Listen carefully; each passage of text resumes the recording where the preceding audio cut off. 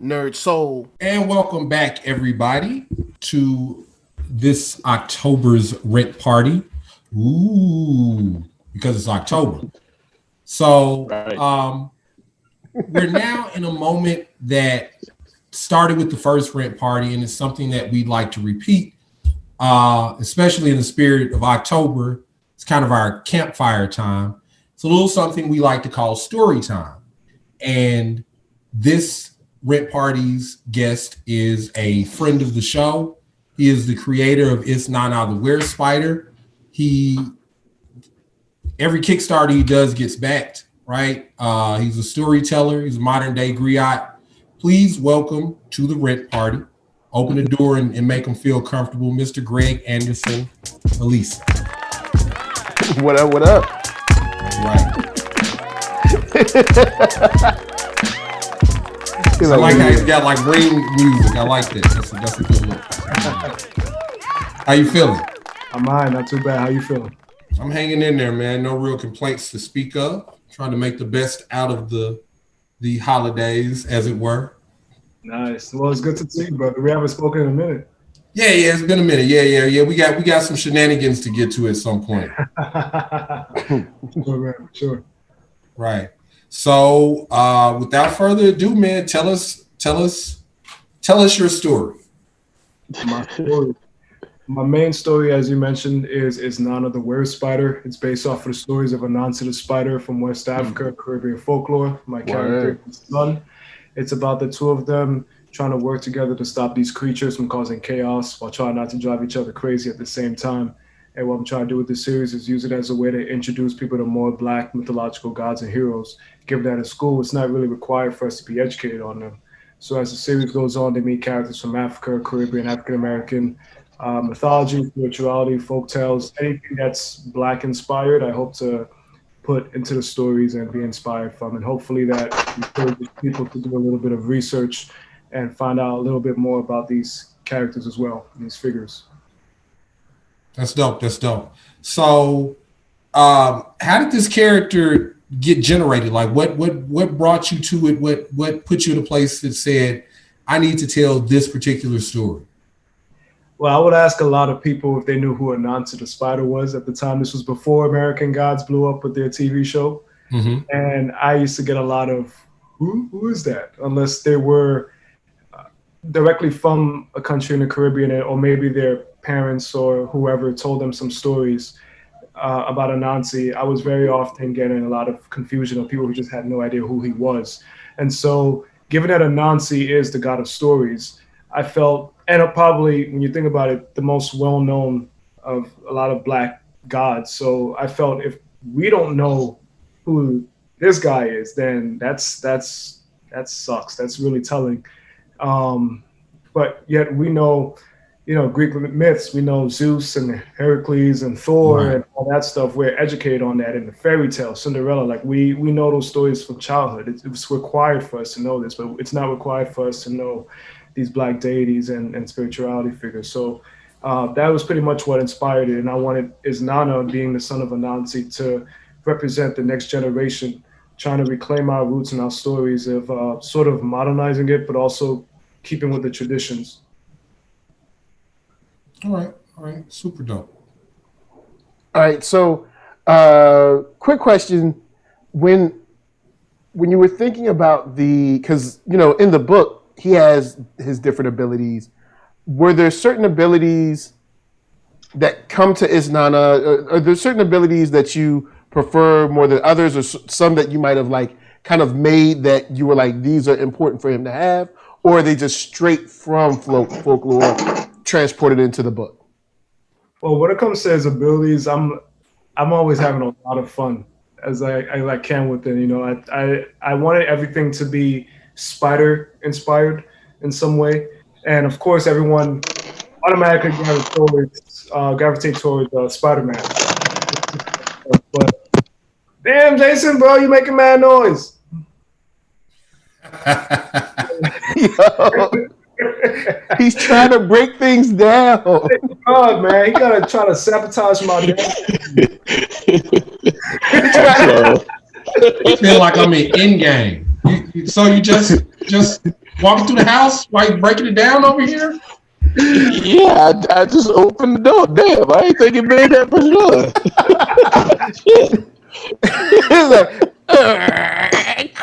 I mean, and I'm trying to pay attention, and then you over here in a Spike Lee movie, so you just on the steady cam moving through the house. But my man, I mean, you know, I ain't thinking of making that much noise. I'm sorry. Young man, are you all right? My apologies. See, guys, this is the rip party. We just hanging, y'all. You know what I'm saying? I mean, you know, brother, gotta walk through the house real quick. I'm trying to get closer to the Wi-Fi. You see what I'm saying? Y'all was being slow. You know what I'm saying? I mean, my apologies. No, but as I was saying, given that a lot of people, they automatically go to Spider-Man when it comes to anything spider-based or related. One of the things I wanted to try to avoid was finding as much similarity as I can and try to hopefully subvert that, do something else. One of the original scripts that I did have was he did swing a couple of times, and I had someone was like, that's very Spider-Man-like. And so, you know, doing a lot of research on spiders and just thinking, wait, there's jumping spiders. We know this, you know, so just have him leap, you know, and also understand that it is a fantasy. So finding ways where it can be very fantastical of how he uses his abilities, essentially given he's the son of a god. And I feel like his abilities should sort of be limitless, but at the same time, I wanted to hone it in to everything that was spider related. And I think something that I'm greatly inspired when I watch a lot of anime. And the thing is, I don't watch as much anime as I should, but I'm always impressed when they give these simple abilities to these characters, and yet they find crazy creative ways to use that ability. And that's something that I wanted to do with Isnana in some sense of anything that's very spider related, especially when he's using his webs, using it as a way to actually get messages or use it as a bit of like seeing through the eyes of different spiders that's near him and so on and so forth. And the connection of webs being like a connection between different worlds in some way that can connect him with other spiders and so on. So I like having a lot of fun with that stuff.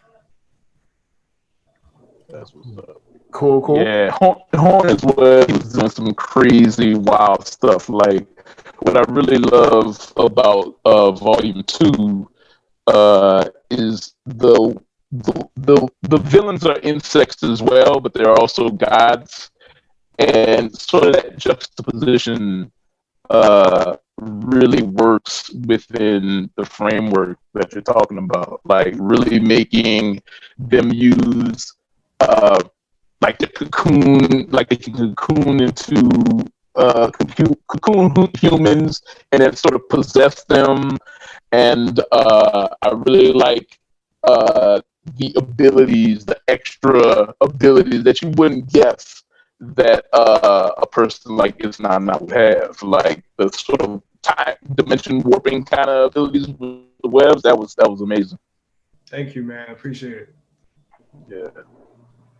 So, and sorry, go ahead. I was just gonna say, you know, we just came off of Don't Sleep Off the Pandemic. You've had some pretty incredible success with Kickstarters and crowdfunding, even through the pandemic.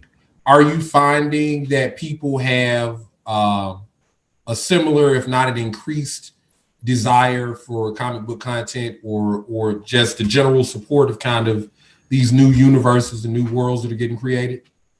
Yeah, I feel, especially during the beginning of the lockdown, one thing I was very worried about launching anything in the very beginning. And so I think the first person that I realized who did that was Roye, you know, with, I forgot which, I think it was the Ayanu, that Kickstarter he did. Yeah. And that crap like blew up. I was like, whoa, bro, like this is literally the beginning of the pandemic. How are people finding money to give to you? But then also understanding that people were so stressed out by the pandemic that they needed some form of release, and this was like escapism in some sense. And a lot of people were losing the books that they were reading. You know, they couldn't really go to shops anymore. Then you had all the different companies gradually reducing their books or pushing their books back. And so this was a perfect opportunity for a lot of indie people to finally take some sort of advantage. And so, you know, taking after Woye's, I guess, plan or being inspired by him, it was like, all right, this damn Isnana book, the most recent one, Showtime, I've been trying to get this crap out for years, man. You know, it just, I've had so many pitfalls when it came to this one particular Isnana comic. And so I was like, you know what? I've gotten this far. Let's just get it out. And so I was very, very, very surprised at the reception still. So there was still a lot of people who wanted to support. Of course, a lot of new people wanted to check it out who heard about it from before. So that was also pretty cool. And just, it's been great just seeing more and more of these Kickstarters coming out. Hopefully not to, you know, take too much away from other people, simply because now it's like, it's a lot compared to like a month ago. Because I think now there's like about 200 comic book Kickstarters running, you know, and so everyone is trying to like compete in some way, but also there's still that financial burden that a lot of us are dealing with. So there's only so much that we can give, but there's still people out there who are looking for this stuff. You know, they still need that escapism, and you know, they just want to support. Right.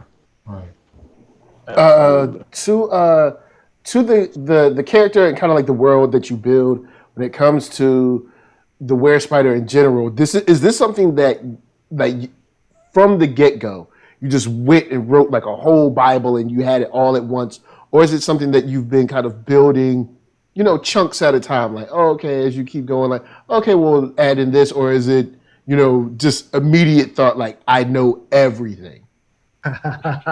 It's a bit of a middle ground, or a little bit of everything from that. I don't generally do Bibles. I think there's definitely a place for it, and I think the people that it works amazing for.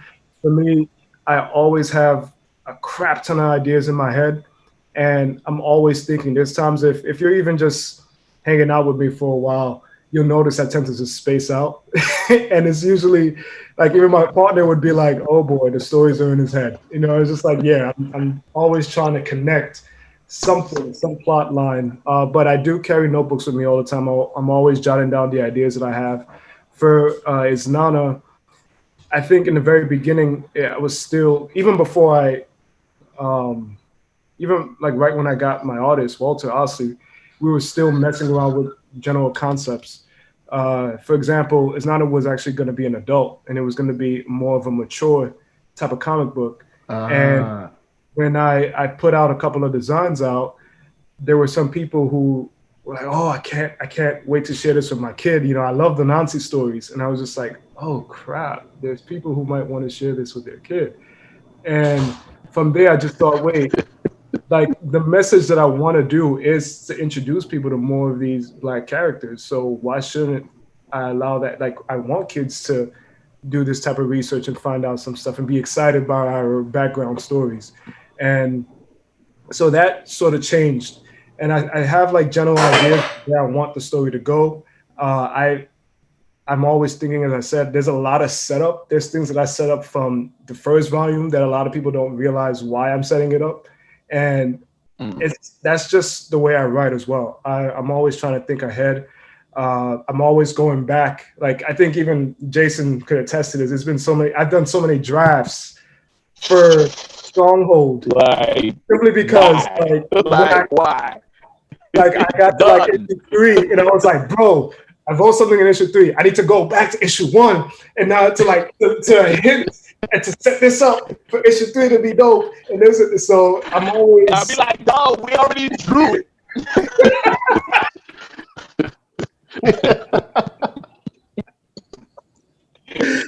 Yeah. It's a little bit of everything. It's a good skill. I wish that I did it. I wish like I had that meticulousness. I mean, I got it like a little bit, but like once it's done, like once that I do maybe 2 drafts of things. I'm done. Like, I'm over. This dude does 5. Like I do we are fast work. draft 5 or something right now.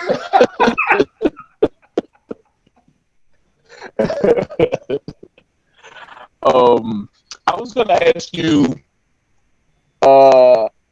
like how do you put together the creative teams? Because obviously, each book sort of has a revolving creative team. You definitely use like a lot of the same people, but not necessarily in the main story. Sometimes they're doing back matter or side stories, like stories behind the main story.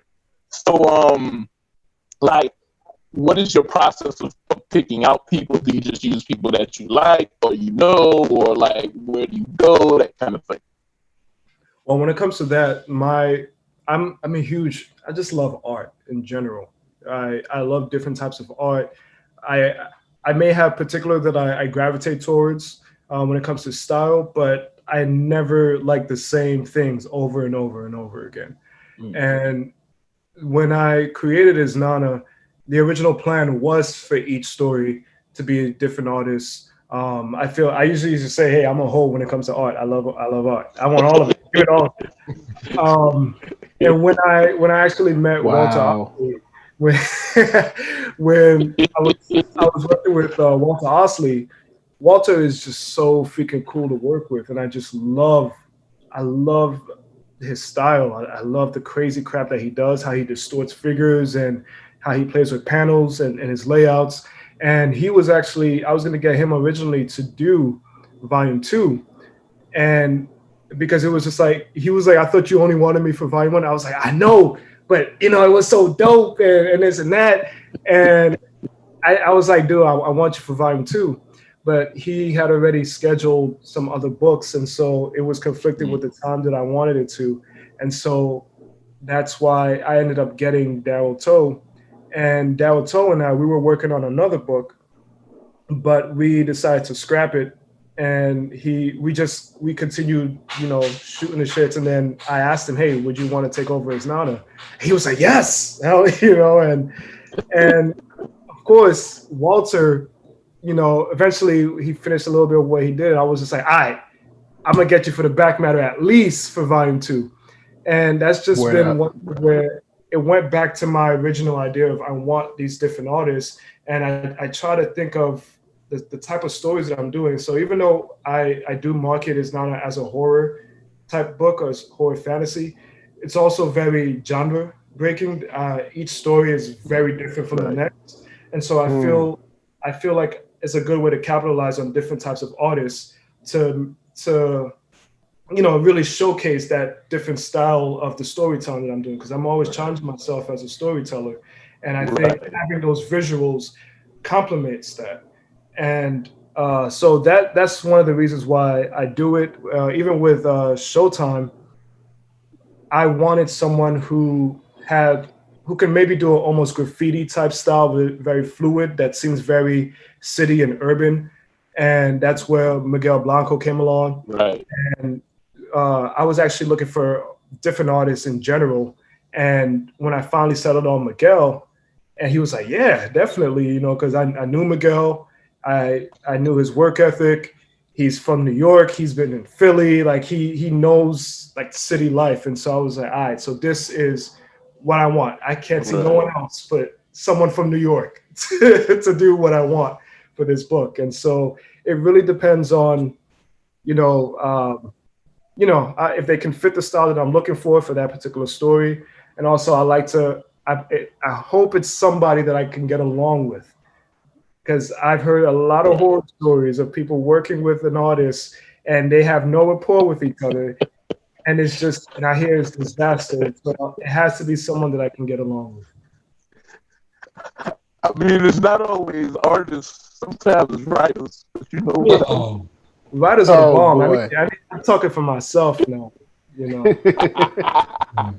So the heart of what this segment is of course story time, and you told us a lot about your process, about the way that you have come to create these stories. But for the uninitiated, for someone who perhaps is not familiar with Isnana, if you were to tell them the story, like they were at a campfire, or considering it's Halloween time, like it was a ghost story, in, let's say, 4 or 5 minutes, how would you tell them? Go. What the On the spot, right now, do it. what? It was a dark and gloomy night. All right. Wait. So, any is not a story, or like what? The general story, who he is, how he, just kind of like if we were jumping in from the beginning and you were kind of giving us season 1 with light spoilers. All right, I got you. All right, so Anansi the Spider in the story, in the mythology that I crafted, he is the son of Dayami, the sky god. And Anansi is one of the few figures from different realms who can actually travel between different realms. So he can go from his world, which is the Mother Kingdom, and come to our world. In the Mother Kingdom as well, he has various children. Mm-hmm. He even mentions in volume 2 that he probably has like over 200 to 300 children. He's a spider. I get around. He gets around. Yeah. Gets around. Isnana is one of his many, many children. But the thing with Isnana is he doesn't quite have a relationship with Anansi. Anansi comes, he comes to, to visit. He says hello. He tries to spend time with his kids, but Isnana is sort of like the oddball. They don't quite understand each other. And so he is often going on his own, going on his adventures to the point where he's actually even friends with one of Anansi's enemies, who's a witch. And so Anansi in his travels, he comes to Earth at one point, and he actually gets tricked, and his powers get stolen by this sort of megalomaniac rich dude who just think this man represents his white privilege. He's just stealing black shit. He steals Anansi's powers. And this is giving you a bit of a spoiler because I haven't gone into this. I've hinted at it. I showed scenes of it, but we haven't gone into depth with it. Okay. But in Anansi trying to find a way to escape, and the fact that he's been missing, and people from the Mother Kingdom has realized Anansi has been missing. Something is going on. This might be very dangerous for our world if Anansi is not back. Isnana, with the help of the witch Mistress 5, who is one of Anansi's enemies, actually they come up with a plan in a way to come to Earth. In doing that, Isnana accidentally breaks these barriers or portals from different dimensions and universes that brings a lot of these creatures into Earth, and also has them going into different worlds at the same time. So when he comes to Earth, he finds Anansi, finds his father, but instead of going back after finding and saving his father, him and his father decided, you know what, let's work together. Let's actually bring all these creatures that Isnana accidentally unleashed and bring it back to where they're supposed to go. And at the same time, this is also a way for them to bond and to grow because they've never had a relationship before. So they're learning about each other. They're learning ways where they can grow together, especially given that Anansi is very fight ready. He's always, looking for something to do, while Isnana is more of a pacifist. And a lot of the stuff that Anansi does, he does not quite, that's not him. And a lot of the stuff that Isnana does is not quite Anansi. So this is a good way for them to finally blend and learn about each other. And in doing that, it is also a bit of a coming of age story where Isnana is trying to figure out who he is, while also hoping that he can please his father, that, he can continue to have a relationship with his father, but also understanding that he is his own person. And that's a lot of the themes and message that I want to do with Isnana the Weird Spider, and hopefully have them meeting more and more of these Black deities, as I mentioned earlier. And so essentially, this is also a celebration of Black culture. And I want Isnana to explore different aspects of Black culture and acceptance and understanding, self-love at the same time. And so essentially, it comes down to Isnana being a coming of age father and son story, which is also an exploration of Blackness. Absolutely. Outstanding. So there you have it, folks. If you were ever looking for an excuse to get into some new stories that touch on some age-old deities. Here's your opportunity. So, Greg, tell people where they can find your work, where they can pick up the first issues of Isnana, and where they can pick up anything else that you might be creatively attached to at the moment. Cool. So I have my website, which is webwaycomics.ecwid.com. You'll be able to find everything that's available for Isnana. Sometimes I sell out of stuff, and then Jason Reeves has to save my ass and print some more for me. In like a week. Yo, I need these books right now. Come on, bro. That is the best way you can find it. You can also find it off of Amazon, Peep Game Comics. You could find Jason Reeves with 133 Art, his website. You know, you should be able to find at least the one shots, the smaller Isnana books. Yeah. Okay. Good deal. There, hopefully Showtime, but definitely Ballads is on bigdistro.com as well for retailers. If y'all want to jump on some of that. And we pay Greg for the books, by the way, so you would be helping him as well, because he's poor. Anyway, continue. Carry on, if you will. And Greg, you let me know when you're ready to announce that other thing. But let's do it right now. Do it right now. Oh, where we got exclusive? Do it right now. Premiere. Yeah, we're working on an anthology together with some stories of varying spaces within the diaspora. They journey into mystery to varying degrees, strange tales, if you will. I'll just say look forward, because I'm not telling them everything yet. But we'll be premiering some stories that might very well change the way you look at the world that you live in. Yeah, man. What are we calling Altered Noir? Altered Noir. Yeah. That's what's up, man. Yeah, we've been working on this for a minute now. On my end, so I apologize, Quinn. We had to put. It's all good, man. No. It takes a minute to make a good stew. We good. Nah, but it's dude, working with you with this was just so fluid. It was a lot of fun. And I think it was like a great, awesome collaboration. I definitely can't wait to see where we go with this. Yeah. It's gonna be a lot of fun. I'm looking forward to it. You also got a Kickstarter running right now. Yeah. Also, you might want to talk about that a little bit. Yeah. What's up with that Kickstarter? Let's talk about some more backers. Some more backers. I need them backers. Yeah, y'all got any more backers?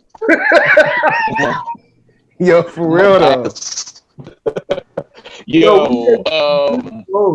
talk about it. It's your segment, so you need to say what it is. I don't want to step on your toes. Anyways, Stronghold, created by Jason Reeves, who hired me to come up with this backstory and miniseries for Stronghold of the One Nation universe. And it is about a black man who has albinism, who's also queer, who's also gay. And he is one of I'm going to say he's the best of the 10. Because I'm writing. His character is the one I'm working on is the best one. Best. Paragon ain't got nothing on Stronghold. Oh man, my dude. But as I was Wow. The guy I'm working on is the best guy out of everybody. Your writing of Damien has he's grown on me exponentially. Reading every script that's coming, that's coming back and forth, and man, you're doing an amazing job. People don't know the level of storytelling and the level of just characterization and just awesome comics in general that they're about to get. Because man, it's such a great story you crafted, and I hired you to do one damn issue, and then you end up doing what, 5? It was not no damn one issue. It Not no damn I one. was like, yo, let's do one issue. And you was like, I got 5, son. Yo, I got this. I think we had a lot of different ideas that we wanted to do with Stronghold. Right. And it's funny, I keep thinking about how it originated, because even from before, Stronghold was supposed to be white. And I remember when Jason contacted me to write Stronghold, a part of me was just like, hey, I'm not getting typecasted of always writing these black characters, you know. But then I was like, well, why you want me to write the gay character for, man? You trying to pigeonhole me or some shit? And Pigeonhole me? And they're like, well, but he was like, nah, but I need somebody who understands, who can add some nuance and care. So I was like, all right, cool. And as we were creating the story, I think I was already like 2 or 3 issues in where we started looking for artists. And then Jamel, we were thinking about getting Jamel to draw. And he did a design where he looked black. And like, from there... Black. And I was like, black. Yo. I don't know, all of a sudden he was like, yo, we gonna turn him black now. I'm like, this Negro, man. Like, I did 3 issues already. You messing up everything. But then I was like, you know what? Nah. I think it works, because that also added a nice little dimension to what he was going through.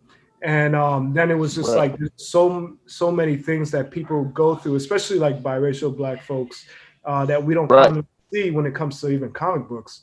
And also going with we already established that his family were bigots. And so it was just like, yo, this adds a lot of different dimensions. Not only is they're bigoted for his homosexuality, but the fact that he's part black. You know, Well, it gave us a lot of room to explore like that side of blackness, and like the idea. I think you came up with this, where his parents force him to straighten his hair when he's a little kid, so that he can seem like a white kid. Like the level of like self-hate burned into you with that act from your parents, and growing up in like this sort of rural white area is just like, that's so much stuff to play with, you know. That's so much stuff to write and kind of delve into.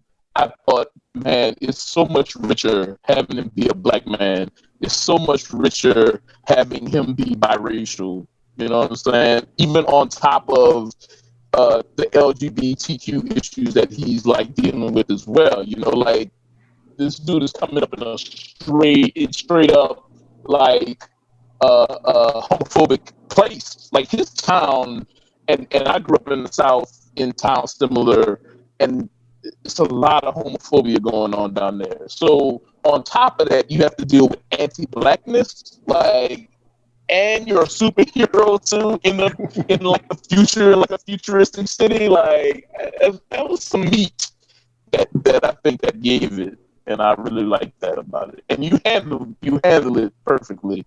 I gotta say, like, kudos to you, man. I mean, I know we talk a lot of stuff online or whatever, but man, I'm super impressed, dude. Like, real talk, like, for real. I appreciate it, man. You give me that avenue to really explore, you know. So I appreciate that.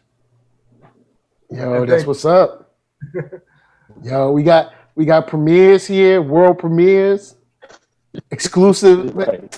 Come on, man. Kickstarters, Kickstarter.com, Stronghold. Man, come on, y'all. Y'all know what y'all getting. But honestly, straight up, thank you for your time. Thank you for rolling through. You know what I'm saying? The RIP party is better for having you here. You know what I'm saying? Anything you need to say to the folks before you bounce? F y'all, no. No, thanks. Thank you for having me. This was actually a lot of fun, so I really needed this today. Hopefully you guys check out my books, check out Isnana, check out our Kickstarter that we're going on right now, One Nation Stronghold. We are right freaking there to the goal. Stop playing in my face. Stop playing. Stop playing with his emotions. Stop playing. No, I always try to write stories that I wanted to see as a kid. You know, I know how much this stuff meant to me, wanting to see this type of representation. And so the fact that I have that avenue to do that, and I have someone like Jason Reeves, you know, to help me with that goal as well. And even working with Quinn McGowan, like that, our book that we have going on also represents some of the stuff that I wanted to see growing up. And that's all I want to do. So as always looking for that type of support, because I know there's other people out there who wants the stuff that I'm writing, who wants the stuff that I've been looking for. And so please don't be afraid to support, spread the news, share it, everything. All right. Well, ladies and gentlemen, please put your digital hands together for Mr. Greg Anderson Elysée. Word out. We're going to go to a break. See y'all in a second.